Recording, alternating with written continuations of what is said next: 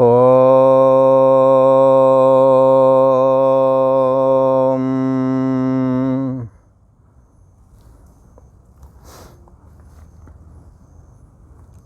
श्री योग वासिष्ठ के स्थिति प्रकरण में श्री राम प्रभु ने पूछा,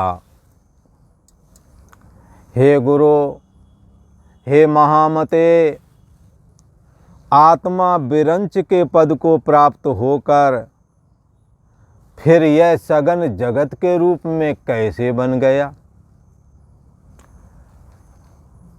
श्री राम प्रभु का प्रश्न क्या है? कहते हैं कि आत्मा के अलावा जब दूसरा नहीं तो विरंच अर्थात ब्रह्मा कौन बना? आत्मा बना।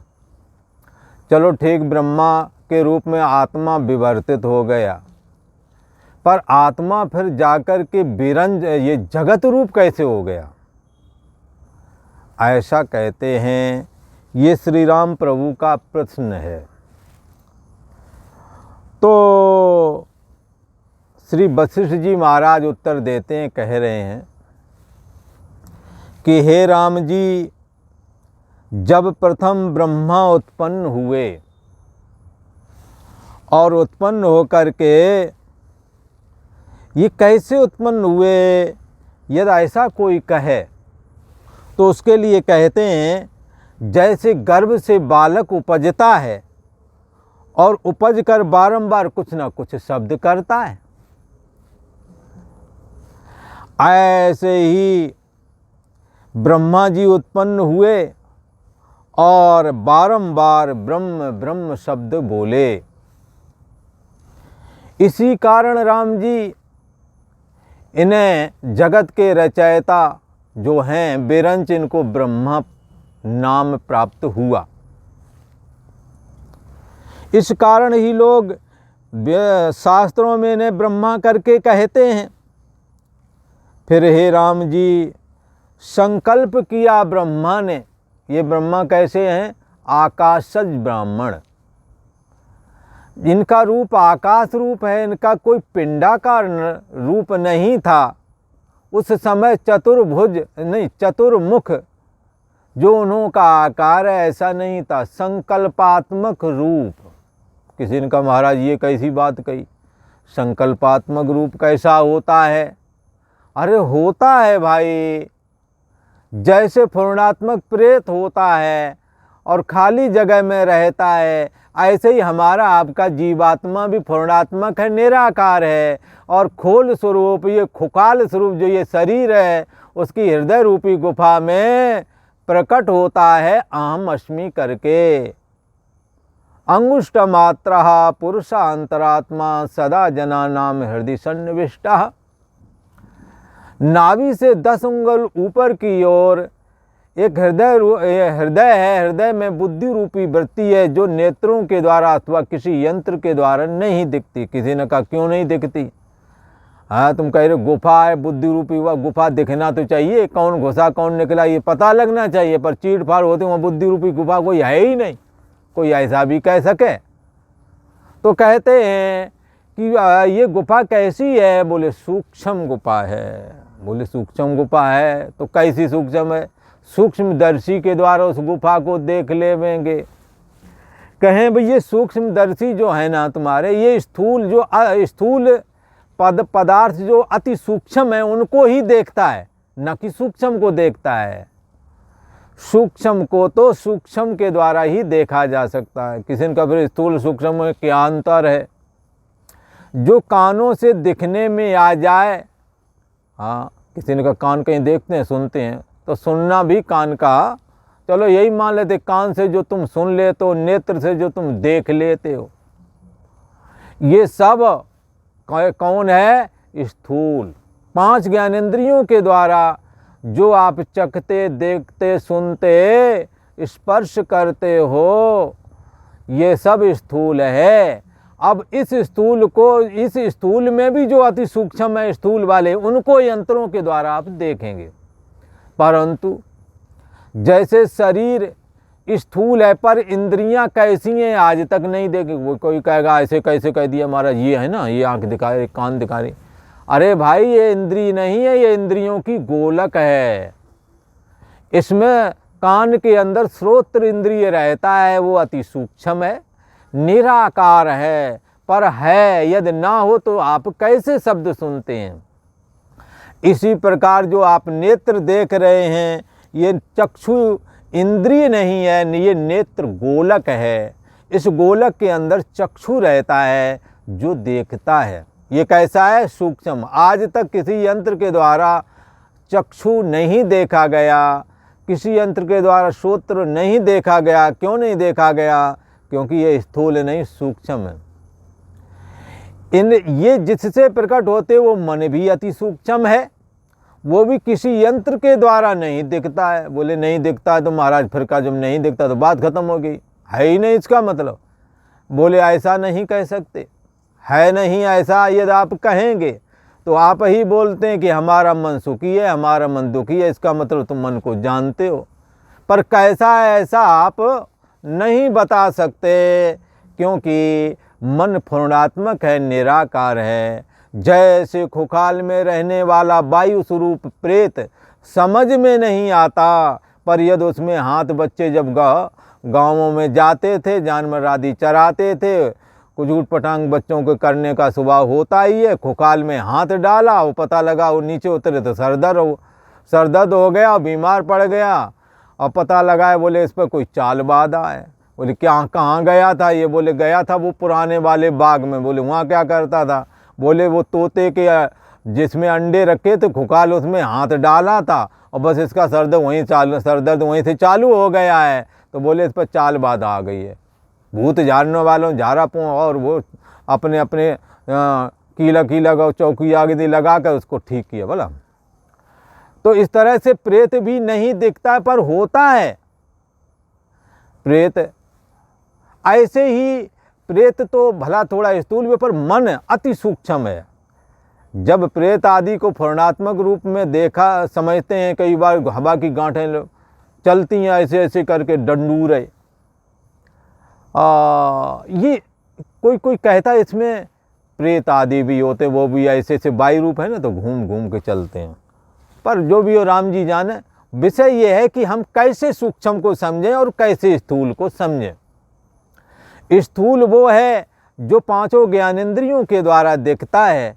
पांचों ज्ञानेंद्रियों को भी जो देख लेता है उसको कहते हैं सूक्ष्म, वो है मन। उस मन को तुम देख लेते हो, क्योंकि तुम कहते हो मेरा मन सुखी है, मेरा मन दुखी है। आप जानने वाले हैं, इसलिए आप ऐसा नहीं कह सकते कि सूक्ष्म नहीं है, नहीं दिखता है तो कोई बात नहीं, बात खत्म हुई, ऐसा नहीं कह सकते। आप अस्तित्व को नकार नहीं सकते। अस्तित्व के लिए जैसे मन स्थूल शरीर की अपेक्षा सूक्ष्म है, नहीं दिखता है, पर ना दिखने पर भी पांचों ज्ञानेंद्रियों का नियामक वही है, शरीर का नियामक वही है। मन में यदि क्रोध सतावे तो चेहरा लाल हो जावे, मन में यदि काम सतावे तो पुरुष अंधा हो जावे। किसी का कहाँ आंखें तो रहती हैं, कैसे अंधा हो गया? अरे कामी आदमी बड़ा अंधा होता है, बड़े बुजुर्गों के सामने वो चेष्टा करता है जो कहने योग नहीं, तो अंधा ही तो हुआ ना। इसलिए ये सूक्ष्म रूप मन जो नहीं दिखता वो भी है, ऐसा समझना चाहिए। पर ये मन किसके द्वारा जाना गया? को देवा जो मना साक्षी, जो मन को जानने वाला देव है वो कौन सा है? और वो देव है आत्मा। हाँ, आत्मा ही वेदम सर्वम, वो आत्मा सब में समाया हुआ है। श्री राम प्रभु ने जो प्रश्न किया कि ये आत्मा ब्रह्मा रूप हुआ, ब्रह्मा रूप होकर फिर जगत रूप हो गया, तो ये कैसे हुआ है? तो श्री बसिर जी समझाते हुए कहते हैं, राम जी, ब्रह्म से फूर्णा होने वाली समष्टि फूर्णा जब ब्रह्मा हुई, हमारी तुम्हारी व्यष्टि फूर्णा है जिसको मन कहते हैं, पर चिन्ह व्यक्तित्व पना, ये जीव विशेष है। और समष्टि अहम, सब मैं हूँ, ऐसा हो पर दे ना हो, उस समय जो सूक्ष्म अवस्था है, ये विराट पुरुष का सूक्ष्म शरीर कहलाता है, यही तो ब्रह्मा है। अभी ब्रह्मा का शरीर नहीं हुआ, पर अहम अस्मि, उनमें समष्टि रूप सब मैं हूँ, ऐसा फोरा। और ये किससे फोरा? ब्रह्म से फोरा। इसलिए प्रकट होकर के जब ब्रह्मा ने शरीर धारण किया तो ब्रह्म ब्रह्म बोले। कोई कहता ओम शब्द किया, ओम शब्द का अर्थ भी ब्रह्म ही है। ब्रह्म का नाम ओम है। तत्सवाचका प्रणवा तद जपा तद अर्थ भावनम। उसका जप करो, उसकी भावना करो कि सर्वाधिष्ठान ब्रह्म मैं हूँ। इस प्रकार से ब्रह्म से उत्पन्न होने वाला समष्टि अहम ब्रह्मा कहलाया। और फिर उसने संकल्प से वो संकल्प क्या किया? पंच महाभूतों का कैसे? आकाशाद वायु, आत्मना आकाशा संभूता। आत्मा से आकाश हुआ, क्योंकि आत्मा निराकार है और ये जड़ आकाश भी निराकार है। तो निराकार आत्मा से निराकार आकाश हुआ। इस निराकार आकाश में ब्रह्म पहले से ही समाया हुआ था भला। इसलिए आत्मना आकाशा संभूता, आकाशाद वायु, वायु रग्नि, रग्नि रापा, रापत पृथ्वी। परम ब्रह्म परमात्मा से जड़ आकाश हुआ, जड़ आकाश में प्रविष्ट हुआ परमात्मा, और जड़ आकाश इससे जो प्रकट हुआ से वायु, और वायु के अंदर प्रविष्ट आत्मा, और वायु से फिर जो चीज़ प्रकट हुई उसका नाम है अग्नि। अग्नि में जो परमात्मा है और अग्नि मिलकर के जो चीज़ आई है उसका नाम है पानी, और पानी में विद्यमान परमात्मा और पानी से मिलकर के जो तीसरे और पांचवें नंबर की चीज़ आई उसको कहते हैं पृथ्वी। इस प्रकार से एक आत्मै वेदम सर्वम, आत्मा से ब्रह्म से समष्टि अहम ब्रह्मा हुआ। उसने संकल्प करके आत्मा ब्रह्मा रूप जो ब्रह्म है, ब्रह्मा जब ब्रह्म समष्टि रूप में फुरना हुई तो उसमें उस समय वो निराकार था। निराकार ब्रह्मा ने, संकल्प रूप ब्रह्मा ने आकाश वायु तेजल पृथ्वी बनाई, ठीक है। और बना करके पंचीकरण करके और संकल्प से प्रथम सृष्टि की, जिसमें वशिष्ठ जी, नारद आदि, सप्तऋषि आदि ये सब ब्रह्मा जी से के संकल्प से ही ये सगुण साकार प्रकट किए। पहले निर्गुण निराकार से सगुण साकार आकाश वायु तेजल पृथ्वी ये प्रकट किए, और फिर इसके बाद सगुण साकार हो गया। और पहले स्थिति क्या थी? निर्गुण निराकार। निर्गुण निराकार थे जब अहम ब्रह्मा का फुरा उसमें, तो सगुण निराकार हो गया। सगुण निराकार ने संकल्प किया तो आकाश वायु तेज जल पृथ्वी हुए। इनका पंचीकरण करके सारे जगत के निर्माण के हेतु पृथ्वी जल आदि ये सब निर्माण किए। इसके बाद ब्रह्मा जी ने साकार का संकल्प किया, जिसमें ब्रह्म विद्या के अवतार स्वरूप श्री वशिष्ठ जी महाराज प्रकट हुए, नारद जी हैं और भी सप्तऋषिगण हैं जो ब्रह्म तत्व के जानने वाले और सृष्टि के कारक पुरुष भी कहलाते हैं। इस प्रकार से ये सारा का सारा जगत एक चैतन्य ब्रह्म से प्रकट हुआ है। फिर ब्रह्मा जी के संकल्प से पहले जो संकल्प पुरुष रचे गए, उन्हीं संकल्प पुरुषों को ब्रह्मा जी ने फिर मैथुनी सृष्टि रचना करने की आज्ञा दी, और फिर इसके बाद में मैथुनी सृष्टि स्त्री पुरुष के संयोग से सृष्टि संरचना होने लगी, जो आज तक विद्यमान है। अभी भी उसी प्रकार से सृष्टि हो रही है। श्री वशिष्ठ जी महाराज कहते हैं, हे राम जी, प्रथम संकल्प से माया उपजती है। अब देखो, पहले ये प्रक्रिया बता दी, अब ये ब्रह्मा कैसे उपजा? तो प्रथम संकल्प से माया। माया किसे कहते हैं? ब्रह्म में मैं एक हूँ ये भी नहीं था। जब माया आई तब उसमें एको हम आया, एको हम ही समष्टि ब्रह्मा रूप हुआ। तो इसलिए प्रथम तो संकल्प से माया उपजती है। उस माया की वजह से जो शुद्ध ब्रह्म में एको हम भी नहीं था, उसमें एको हम आया। फिर क्या हुआ? फिर तो उस ब्रह्मा ने एको हमसे फिर वही वाली प्रक्रिया आ गई, तेज अग्नि चक्रवत फुरने लगा। अग्नि रचना कैसे की है तो बताया, तेज अग्नि के चक्रवत, जैसे अब चारों ओर से अग्नि का वो तेजोमय चक्र घूमा। ये ब्रह्मा जी का ही संकल्प है जो अग्नि रूप था। और उससे बड़ा आकार हो गया। फिर वह ज्वाला की नाई सुवर्ण लता रूप बड़ी जटा संयुक्त प्रकाश को धारे, और शरीर मन संयुक्त सूर्य रूप होकर के आसमान में विद्यमान हुआ, जो सूर्य कहलाया। ब्रह्मा जी के संकल्प से संकल्प किया, आकाश में तेजोमय विग्रह स्थापित हुआ जो गोल चक्कर के रूप में था। और इसमें थोड़ी प्रक्रिया बताई नहीं है, तो ब्रह्मा जी ने जब ये रचना की तो उस सूर्य के और पास 3 ओरा और आए जो ऋग्वेद, यजुर्वेद और सामवेद के रूप में थे। उसमें बड़ा तेज था, उसने पृथ्वी को जलाना शुरू कर दिया। सूर्य में बड़ा तेज है। तब भगवान ब्रह्मा जी ने सूर्य से कहा, हे सूर्य, तुम अपने तेज को जगत के कल्याण हेतु, जगत जीवन को धारण कर सकें जीव, ऐसा तुम अपने को बनाओ। तुम्हारा तेज बड़ा हैवी है, तुम अपने तेज को समेटो।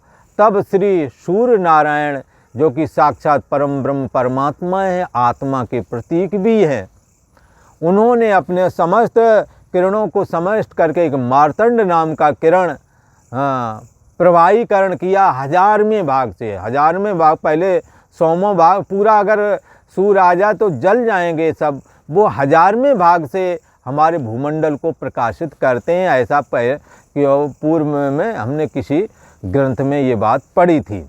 तो उसमें ये कहते हैं कि इस प्रकार से सूर्य की संरचना श्री ब्रह्मा जी ने अपने संकल्प से किया और वो आकाश में स्थित हुआ। अपने समान आकार वाले प्रकाश संयुक्त कल्पा और ज्वाला मंडल आकाश के मध्य स्थित हुआ। अग्नि रूप है और जिसके अग्नि ही अंग हैं। ये सूर्य के ही बात बता रहे हैं कि सूर्य के अग्नि ही अंग हैं।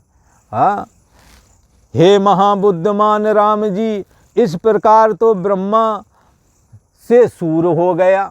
ब्रह्मा के संकल्प मात्र से सूर्य की भी संरचना हुई।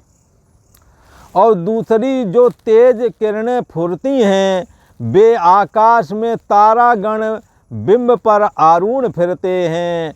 फिर ज्यों ज्यों वह संकल्प करता गया, हाँ, कौन? ब्रह्मा जी। ज्यों ज्यों संकल्प करता गया त्यों तो तत्काल ही सिद्ध होकर के भाषित होने लगा, क्योंकि ब्रह्मा जी सत्य संकल्प हैं। जैसा संकल्प करते हैं वैसा ही भाषित होने लगता है। फिर ज्यों ज्यों वह संकल्प करता गया, इस तरह से सृष्टि बढ़ती ही चली गई। इसी प्रकार हे राम जी, आगे ब्रह्मा जी ने जगत की संरचना की। जिस प्रकार इस सृष्टि में ब्रह्मा जगत को रचते हैं, उसी प्रकार और सृष्टियां भी रचना होती हैं। हे राम जी, प्रथम प्रजापति, फिर काल कलना प्रजापति उत्पन्न हुए। फिर सूर्य के उदय होने से जिस भाग में अंधेरा रह गया वो रात, जिस भाग में उजाला हो गया वो दिन। एक दिन और रात 24 घंटे हो गए, और 24 घंटे बराबर एक दिन। फिर एक दिन जोड़ लो इस तरह 7 दिन बराबर, तो एक सप्ताह हो गया। फिर एक पक्ष हो गया, और फिर 2 पक्ष मिला दो, 1 महीना हो गया। और 6 महीने मिला दो तो एक अयन हो गया, उत्तरायण। और 6 महीने का एक दक्षिणायन। इस प्रकार पूरा 1 वर्ष हो जाता है। तो इसी प्रकार से ये जब 1 वर्ष जो है, जब यहाँ हमारे यहाँ 1 साल बीतता है तो देवताओं की घड़ी में 1 दिन होता है।